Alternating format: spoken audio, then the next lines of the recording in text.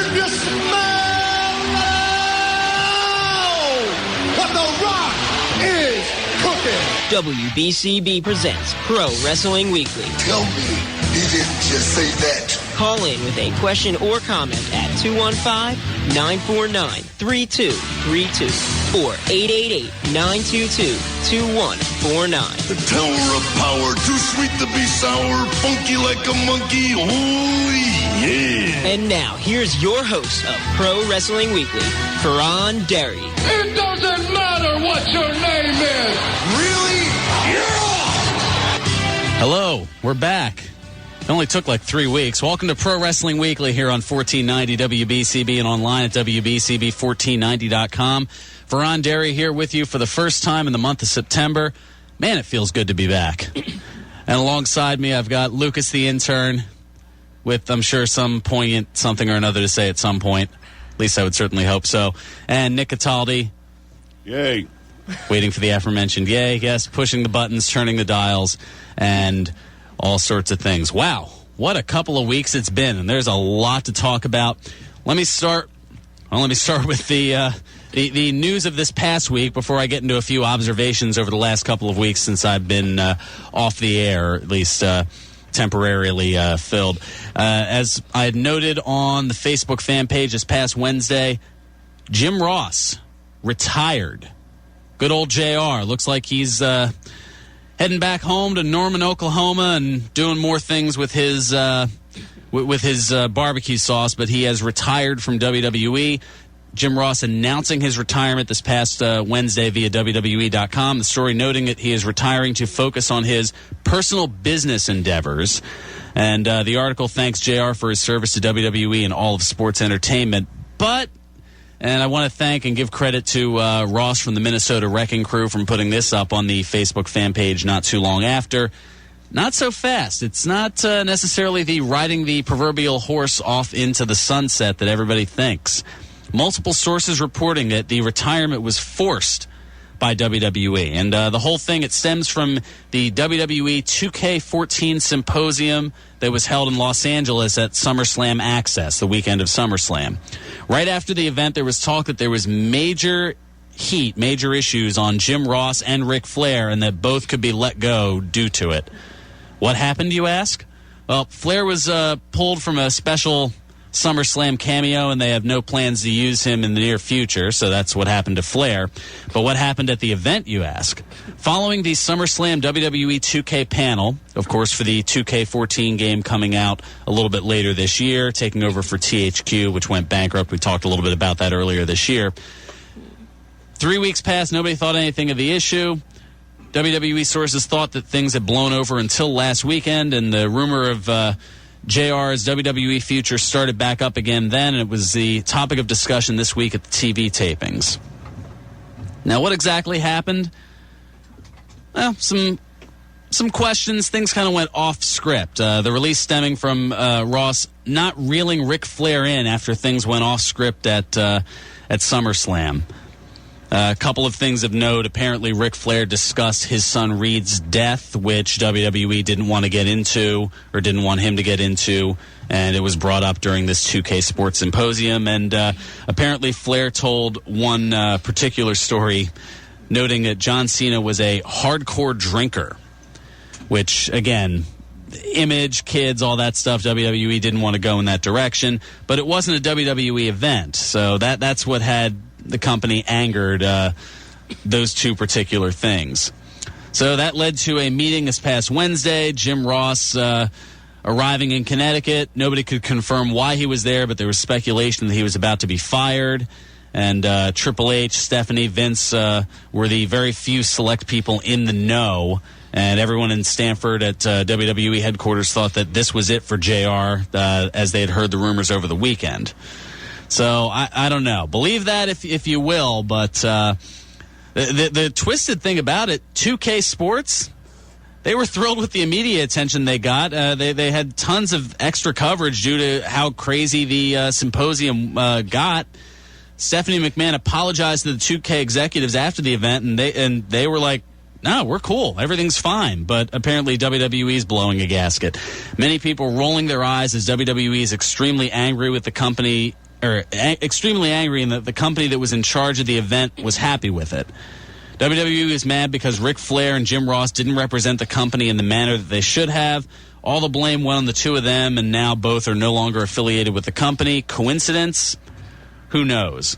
But the fact that 2K Sports loved what they got makes it even more mind-boggling that WWE wouldn't just let it go, and they presumably ended up releasing Ross in the end, but they did it in the form of a retirement, because if they put Jim Ross fired, I'm sure that the majority of wrestling fans would just figure, Vince McMahon's getting his jollies making fun of Jim Ross again, humiliating him. Oh, Jim Ross, you're fired. We've heard that so many times, it's kind of it's grown stale, but a retirement, ooh, that's something new. So, I don't know. Would Vince have done the same? JR, you're retired. I don't know. It's entirely possible. I have a question. Yes, Nick. Did Ric Flair say anything bad about me? Not that I know of, but I was not at the symposium. What, do you know Ric Flair? No. I just want to know if he mentioned me at all. That's all. All right. No, his big issue was, the two big issues. Mentioning his son Reed Flair's death. WWE didn't want to go there because it was drug overdose related. And mentioning that John Cena was, quote, a hardcore drinker. But he didn't badmouth me. You must be very paranoid right now. Are you? It's the best way to be when people are out to get you. Okay. Who's out to get you? Oh, man. Go ahead. Finish your show. I don't want to tell you right now. It's not in the interest of the program. I'm a little interested. No, don't be interested. All right. Just stick with me, kid. You'll go places. We're doing Hollywood Exec now? Really? Really? Do better than Triple H and WWE as far as their Hollywood aspirations, allegedly. Chaperone. Yeah, there's a lot of places that can go, but we're gonna leave all that. So Jim Ross out of WWE. Whether it's positive or negative, I mean, there's certainly a positive spin to it, but there is a negative underbelly to it, to say the least. But there was some other positive news that occurred since the last time I was on. Wrestling is back in the Olympics. The International Olympic Committee has been they have reinstated wrestling for the 2020 Olympic Games. It was voted out of the Games 7 months earlier, and I guess they had a vote of the teams, essentially, or teams, the sports on the bubble. I'm thinking March Madness all of a sudden, the teams on the bubble. But the sports on the bubble to possibly be voted back in, there were a list of, I think, 7 of them.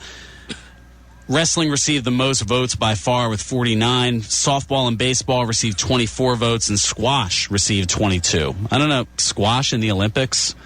Oh, we've got time to talk about that. The Olympics aren't until 2020. It's only 2013, so we've got like 7 years.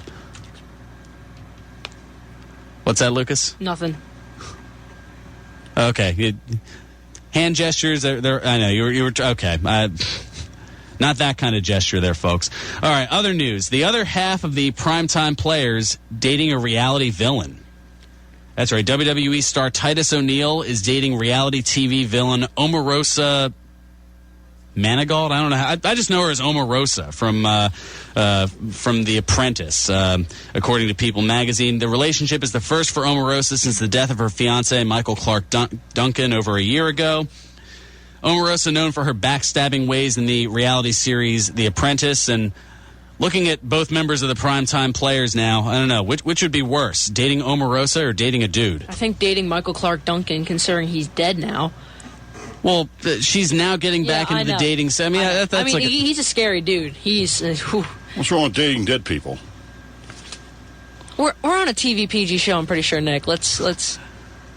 You're are those the people out to get you, or what is this? Don't tell them. What is this? The Walking Dead now?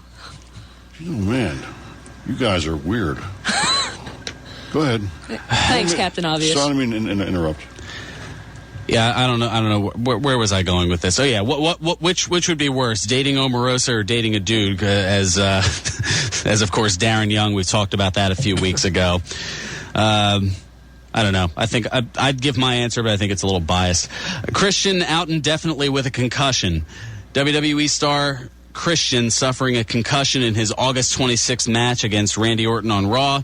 Christian pulled from all activity, according to WWE.com. The story noted at the time his concussion test scores were normal, but that he continued to have problems with fogginess and cloudiness.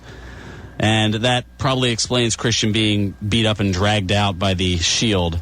this past Monday. So some interesting things there. We'll get to some more news and notes coming up a little bit later, but let's talk about this past Monday on Raw. Of course, Edge back since Raw was in Toronto, Ontario, Canada. And Edge, well, he initially brought out Daniel Bryan, and Edge decided to have a few words about Triple H and the power struggle. That's been the other big thing since we've last been on here. That Raw has basically become the Triple H show.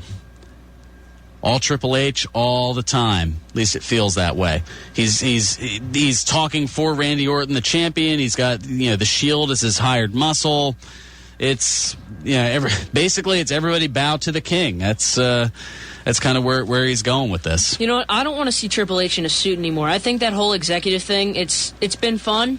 It really has. But I want to see him get back in the ring. And even if it's just for, I don't want it to be just pay-per-views anymore too. I mean, I understand he's getting older. He's got to sort of hang up the. Getting older. He just turned 44. All right, whatever. You're contradicting me here, okay? Look. That's what I do as a broadcast journalist. Whatever. Look, the thing is, I want him to go back in the ring. At least, I want to see him throw some more punches on Monday Night Raw. I want to see him go back to the way he was when he was really the King of Kings. Because being in a suit talking for the champ, you're just turning into Paul Heyman with like... muscles? Yeah. Lots of muscles? Lots of muscles. I just don't... I'm not intimidated by him anymore. All right. Well, I don't know. Do you want him to grow his hair back out too? Yeah, I actually would like that too. I don't understand. Like, I can deal with CM Punk with a haircut. Edge, not so much. Triple H, no. The King of Kings, if he's trying to go for that whole medieval thing, when he, like in WrestleMania 22 when he had the Barbarian. Yeah. If he wants to sell the King of Kings thing, you have to have long hair. Okay, I gotcha. All right. This is getting off track. Yeah, just a little bit. But let's go to our clip from the Cutting Edge this past Monday on Raw. I thought I'd give you the opportunity, since you seem to have something to say it to my face. I'll say it to your face, because here's the beautiful part about this. I don't have to bite my tongue like everyone else in the locker room. I'm not an employee here. So I'll tell you what I think about you. I think you don't know a damn about picking talent. You didn't think that I could make it. You didn't think Chris Jericho could make it. You were running around backstage talking about this Vanilla Ice wannabe named John Cena, said he couldn't make it. And now you say that Daniel Bryan can't make it. I know that your nose is huge, but sometimes you have to look past it. First of all, let me say... it's great to see you tonight. It's great to see you because it's what's best for business. I was able to secure quite a large sum to have you come here tonight to promote the season premiere of your show Haven, which, by the way, airs on Sci-Fi Friday nights at 10 o'clock Eastern, right after SmackDown. And now that the promotional consideration is out of the way, please allow me to retort. It seems that you question my ability to judge talent, and while I may have gotten a few wrong over the years, I'll admit I'm right quite a bit too. And I'll give you the fact that I didn't think Jericho would amount to much, and he proved me wrong. And I certainly was wrong about John Cena.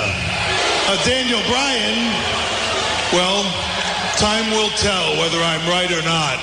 But there was one guy that I was right about. Oh yeah, there's one guy that I was definitely right when I said he would be a failure. That's you, Edge. Now, we can come out here and we can pretend all we want because we're in Canada that you're a big star and a legend in this business. But the reality of it is, the little experiment called the Rated R Superstar was an abject failure. I hate to be the one to break it to you, but you never drew a dime, buddy.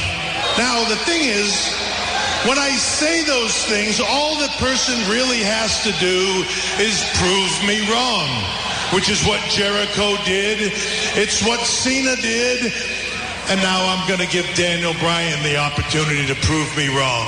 I'm going to give him that opportunity right here tonight. When Daniel Bryan gets in that ring and goes one-on-one with a U.S. champion, Dean Ambrose. And now, since Dean Ambrose is going to have the Shield in his corner, I'm going to give Daniel Bryan someone in his corner. No. Don't get excited. Everyone knows Edge's ability to fight like a man is long past. I'm going to give Daniel Bryan the world's largest athlete, The Big Show. You know, here's the thing, guys. It would be so much easier if everybody would just learn to get along with me. I'm not really a bad guy. Contrary to popular belief, I am not a dictator, okay? You see, Hunter, I didn't have to marry into my success. I earned this Hall of Fame ring.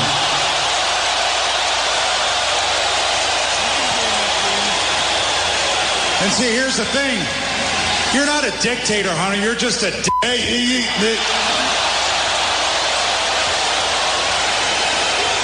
It's easy to cross a line when you've got a withered up stack of dimes for a neck with multiple surgeries and you know that nobody can come down there and touch you. But the thing is, you know, if I can't hurt you, well, I don't know, maybe I can hurt the ones you love.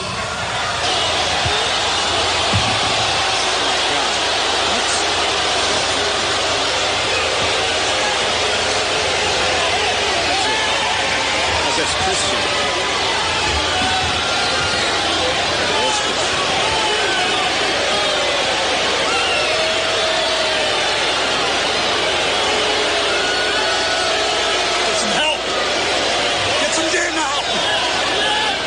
And Edge calling for help as Christian being brought out by the three members of the Shield. Following an interesting back and forth between Triple H and Edge. Obviously mentioning Triple H's marrying into his success and Edge being told that he never drew a dime, which really doesn't matter as far as the majority of the WWE universe. Whether somebody's drawable, that's something behind the scenes, you know, marketability. That's a completely different argument. Most fans look at success based on the number of championships that you've won. Edge has won the WWE or World Championship, I believe, a combined 10 times. Considerable multiple-time tag team champion, obviously, with Christian and with rated RKO, great Intercontinental champion. So he's had a great deal of success, and even had his career not ended early, I'd be hard-pressed to find a lot of people who would think that that he wouldn't be a Hall of Famer. So to say that, you know, he wasn't successful because he didn't draw, I mean, if you think about it, I mean, who was drawing? I mean, viewership has been in a steady decline since the Attitude Era. So, I mean, if you want to talk about not drawing, you can look a little bit in the mirror yourself there, Triple H. Just throwing that out there, buddy. When they had that, when they had Stephanie, Randy Orton, and who was it, Vince in the ring holding like the... All four of them with their arms raised? Yeah, I thought evolution was supposed to mean going forward.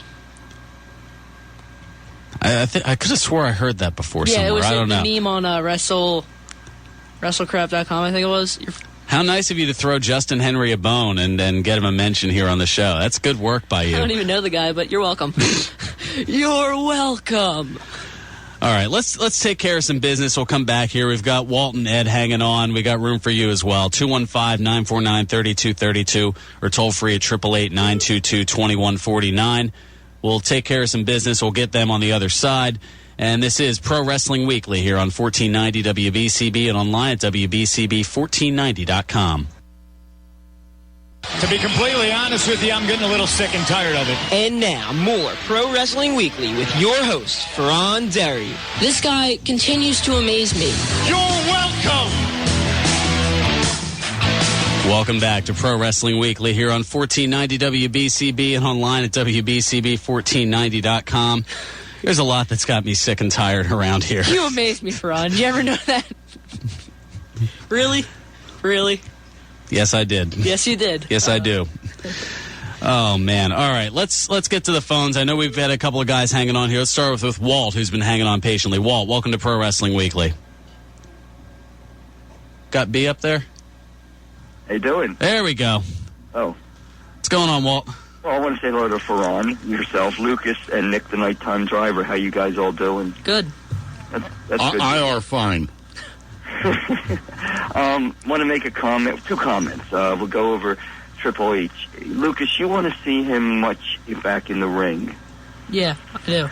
I regressed from that segment. The scene is Triple H is starting to grow into a new role.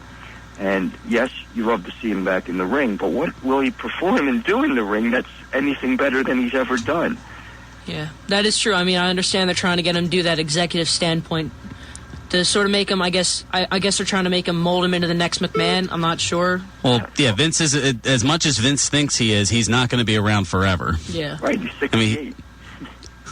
Yeah, we noted that here on the program. I think the last time we were on here, although he vehemently denied it.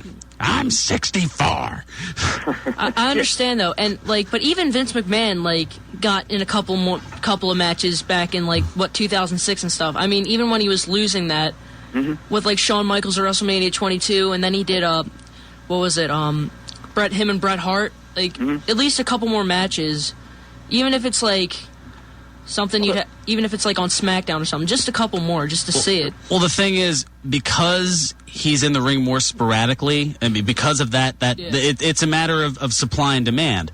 You're demanding Triple H be back in the ring as a wrestler, so WWE is going to supply it on their terms, so that way, when you finally do get it, you're whipped into a fevered pitch over it. And the reason they're going to do it on pay-per-view is if they're going to give you something that you don't normally get, they're going to make you pay for it. That's business 101.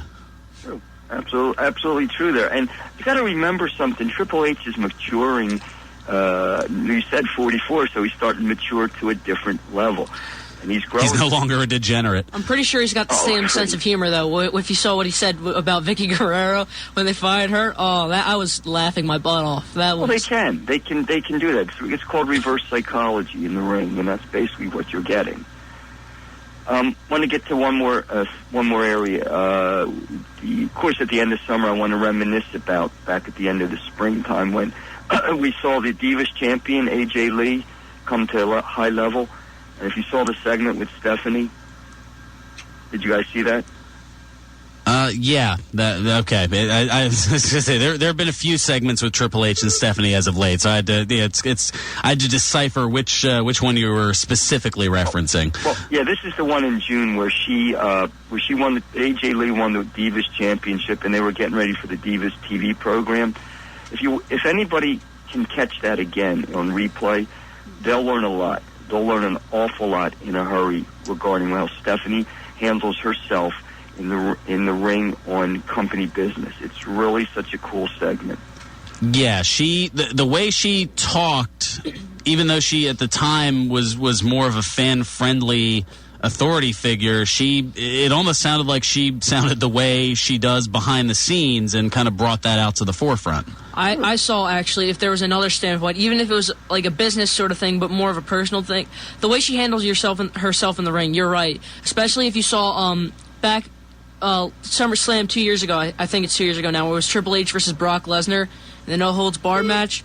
And the way she handled herself with Paul Heyman, even if it wasn't a business standpoint, the way that she can talk in the ring, she certainly has her dad's business stature. Yeah, very true. Has a lot more, Lucas, she has a lot more than that. You're going to have to learn a lot, Lucas. You're going to have to start stepping up. But hey, you guys have a great weekend, and I'll talk to you soon. All right, you too. Yep, bye-bye now. Bye. All right, Walt hung up. Walt dipping out a little bit there. Oh well, these things, they happen. And we got a dial tone.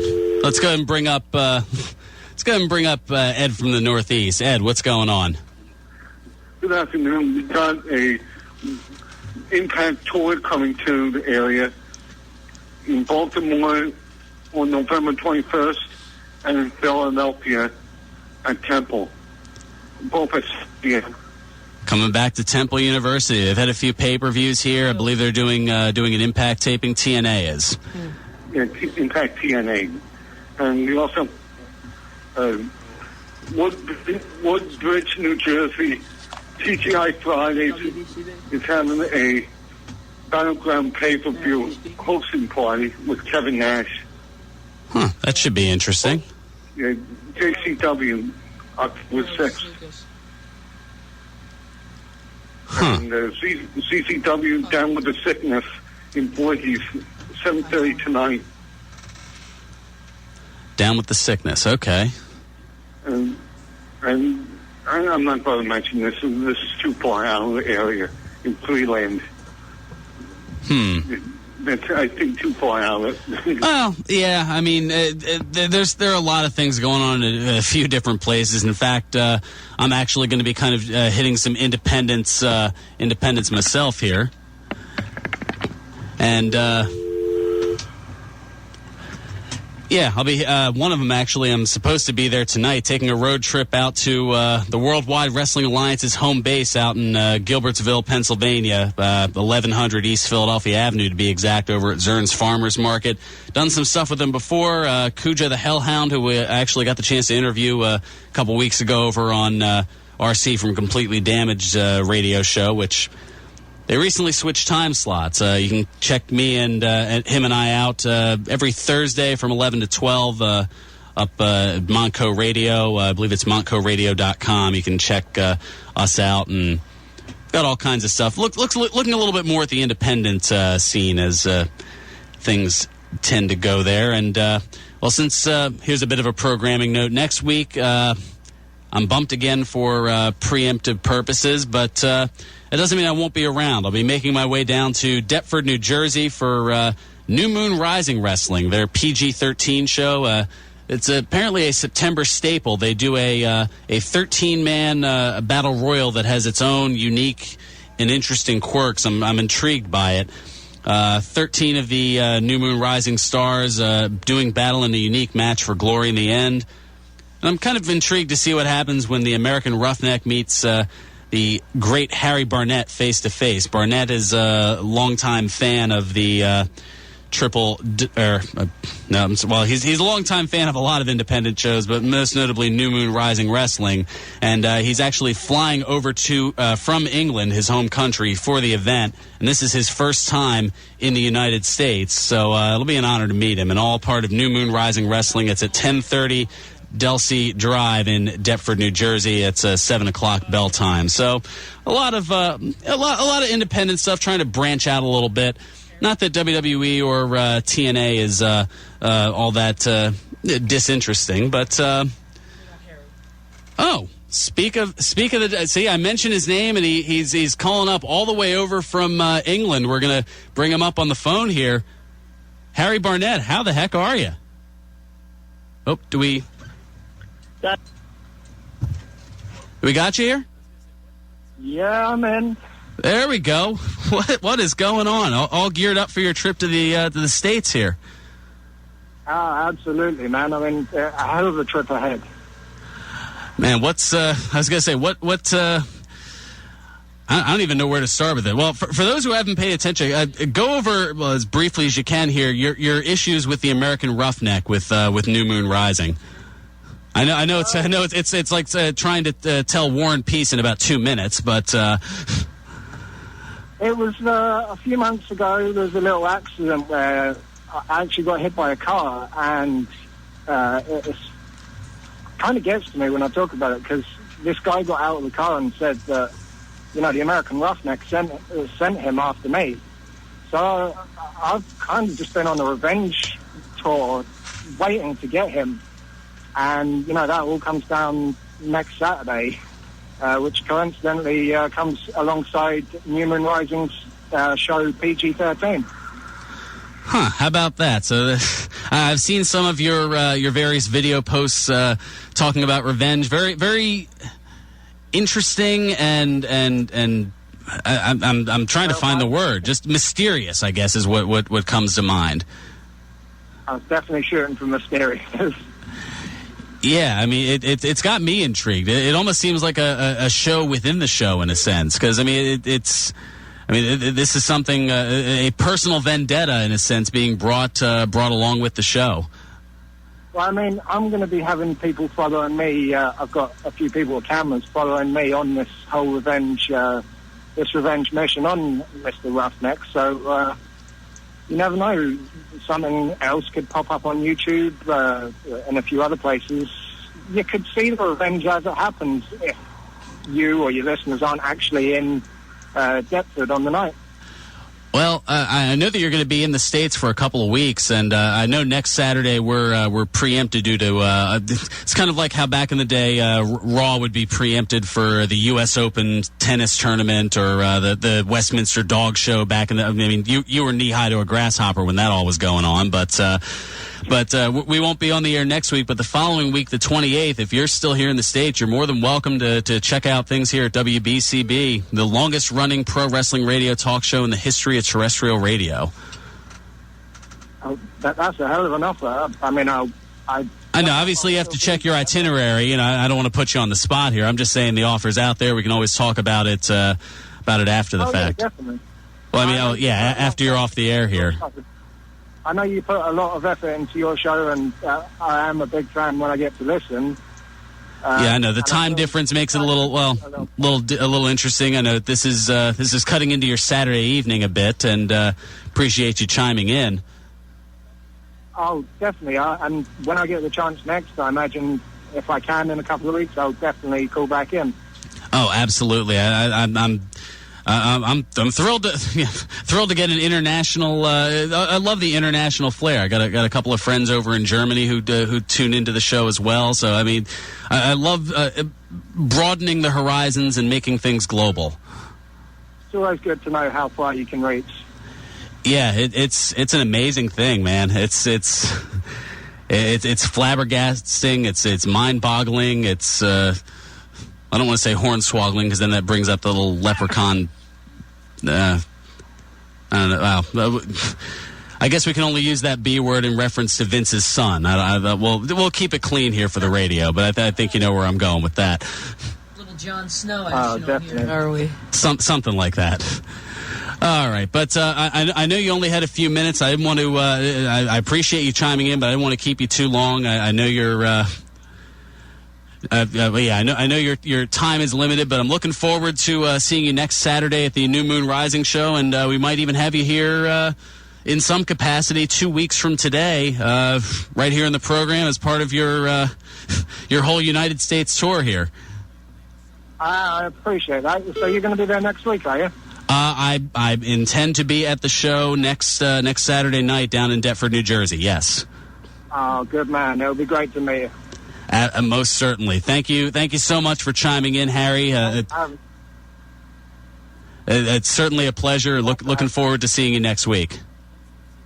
Have a good one, Fearon. Thank you. You do the same, Harry. Thank you so much for the call. Wow, we've gone across the pond here. Never know what's going to happen.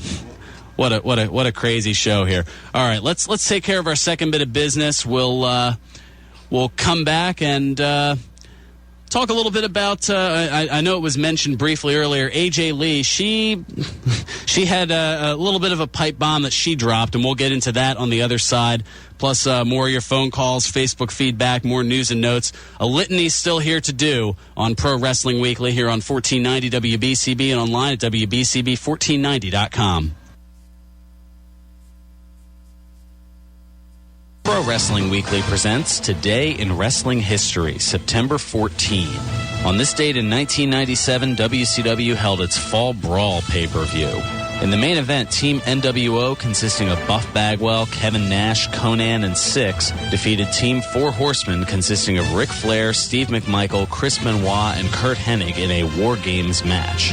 On this date in 2001, WWF SmackDown aired live from Corpus Christi, Texas. In the main event, Kurt Angle pinned Rhino. On this date in 2008, TNA held its No Surrender pay-per-view.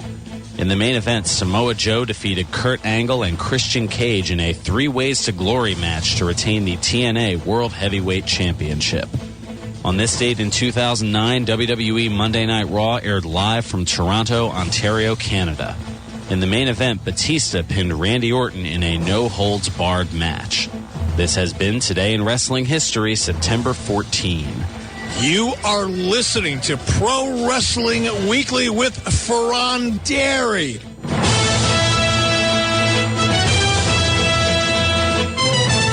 Welcome back to Pro Wrestling Weekly here on 1490 WBCB and online at WBCB1490.com. Fearon Dairy alongside Lucas the Intern and Nick Cataldi pushing the buttons, turning the dials, Yay. cheering himself as he does.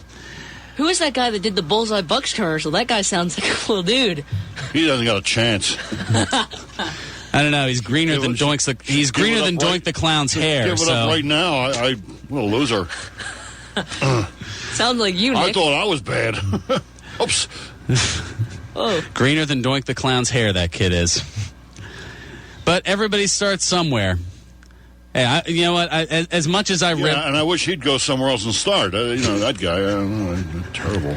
I see what you did there. Maybe we should pull a Jim Ross on him. I'm down with that, don't you think? There's going to be no forced retirements here on this show. You're so mature. So are you. You just did the... What? Oh, my God. Now, children. Don't make me turn the show around and go home. He started Uncle Fearon. Can't take these guys anywhere. All right, let's take a look at some other news and notes here. Try to get this thing back on track here. It's been an interesting show, to say the least. All right. Detroit out as a possible Mania 32 site. Yes, the joint venture between Windsor, Ontario, Canada, and Detroit, Michigan to bring WrestleMania 32 to Detroit has been turned down, according to the Windsor Star. The story quoting David Beechnow from he is the Detroit Sports Commission Executive Director, is saying, "We were notified back in June."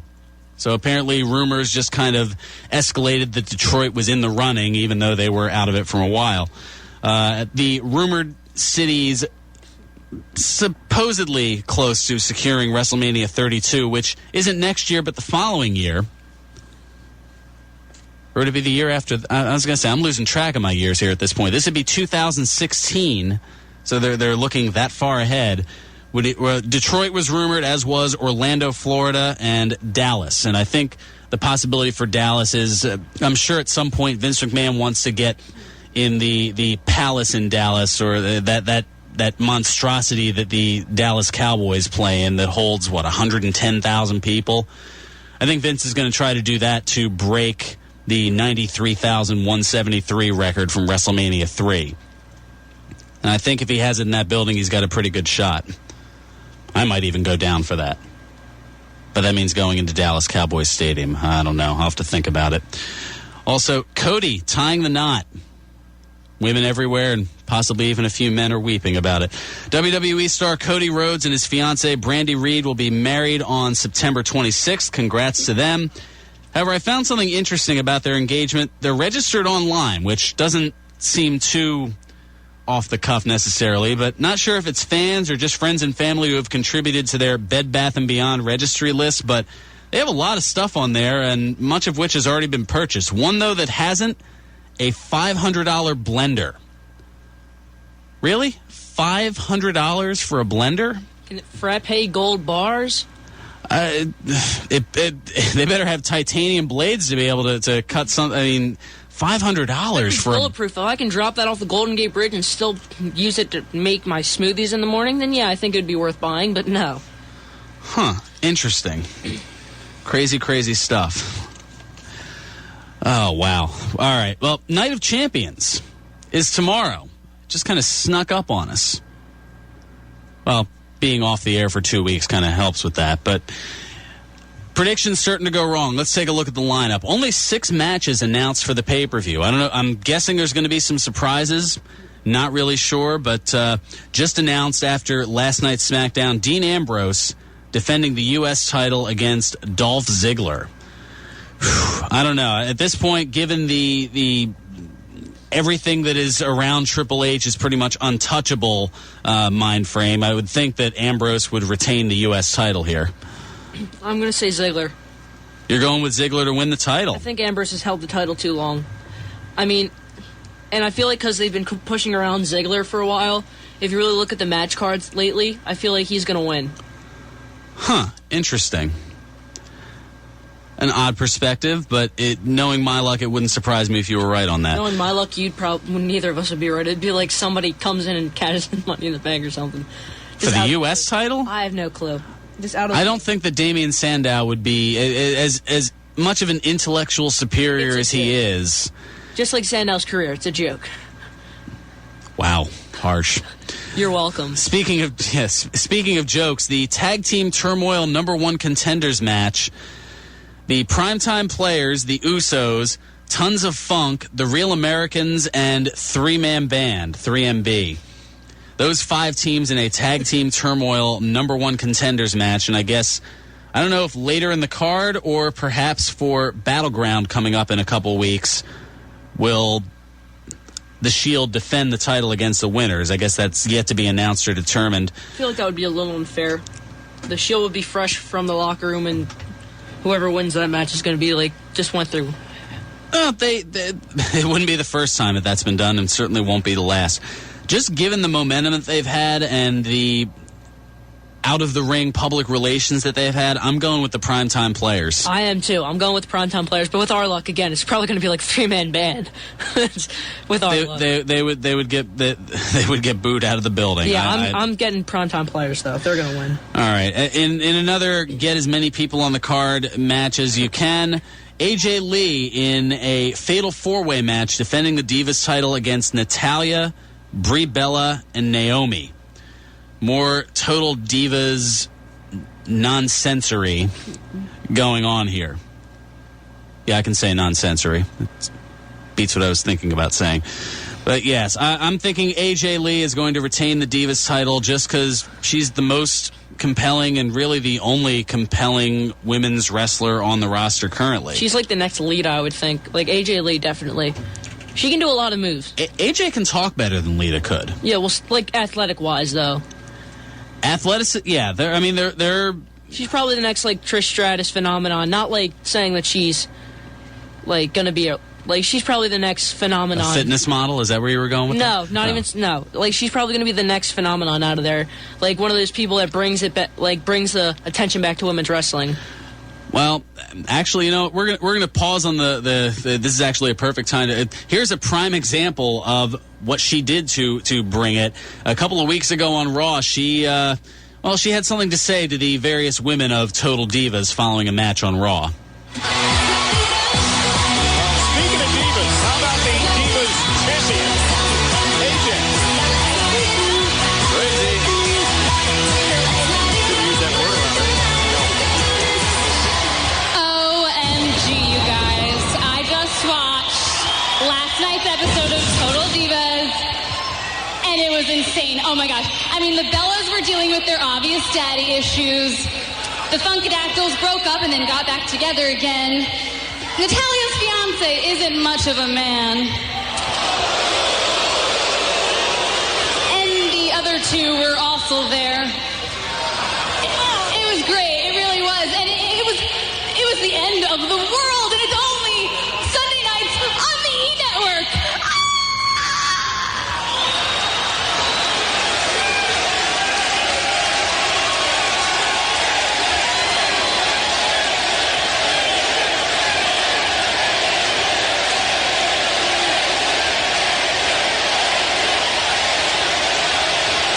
Do you want to know what I see when I look in that ring? Honestly. A bunch of cheap, interchangeable, expendable, useless women.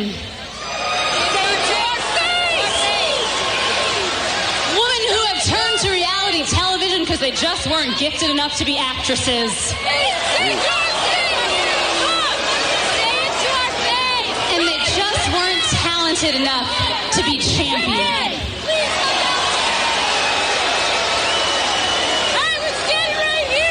I have done more in 1 year than all of you have done in your entire collective careers.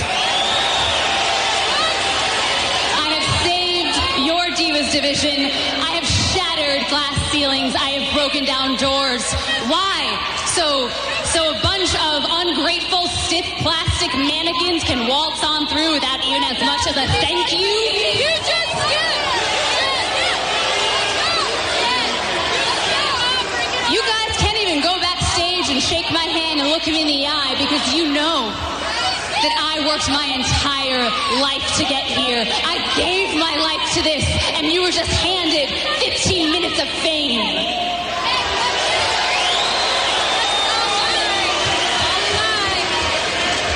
I didn't get here because I was cute, or because I came from some famous wrestling family, or because I sucked up to the right people.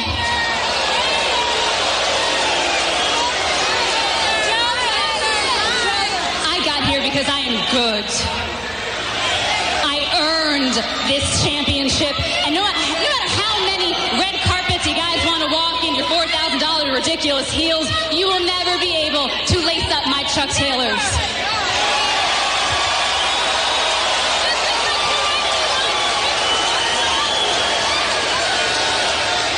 You're all worthless excuses for women, and you will never be able to touch me. And that is reality.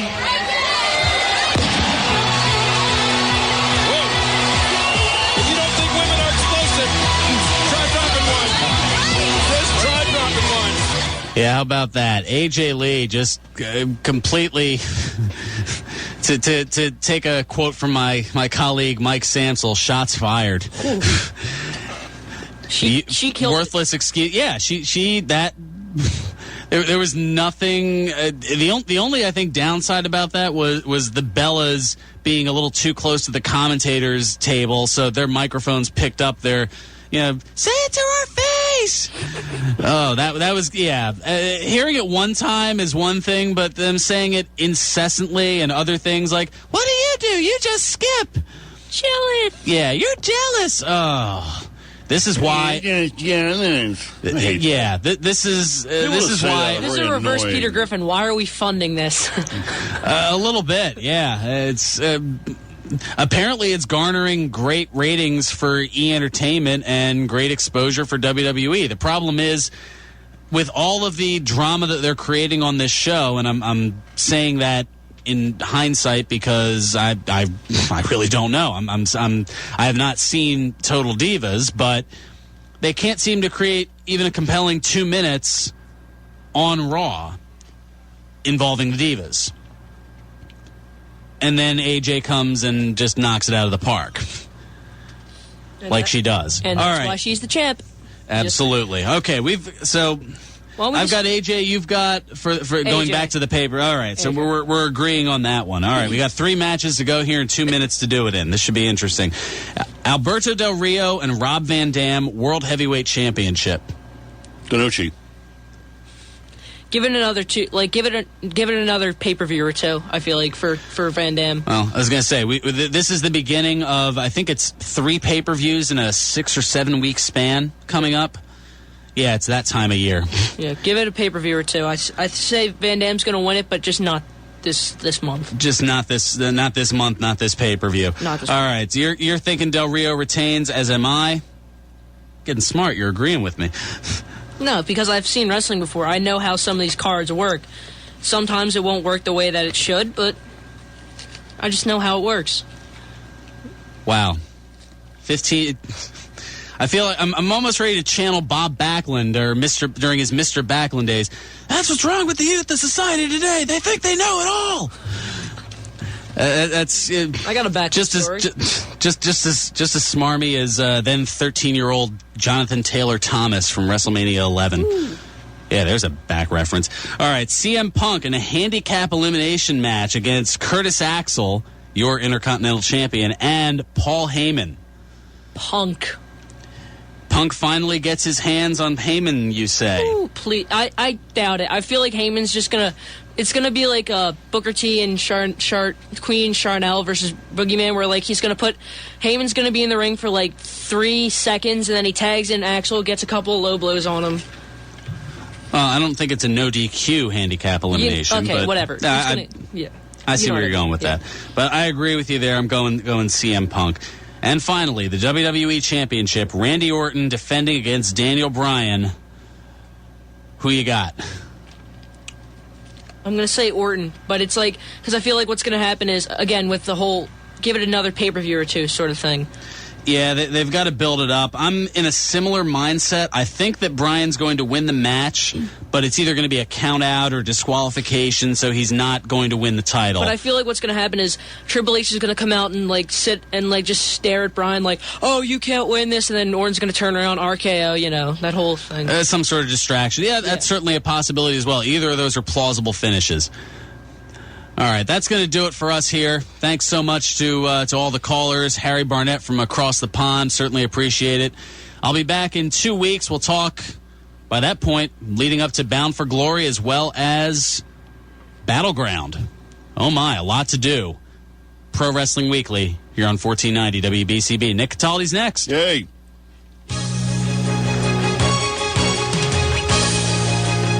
WBCB, Levittown, Fairless Hills, Trenton.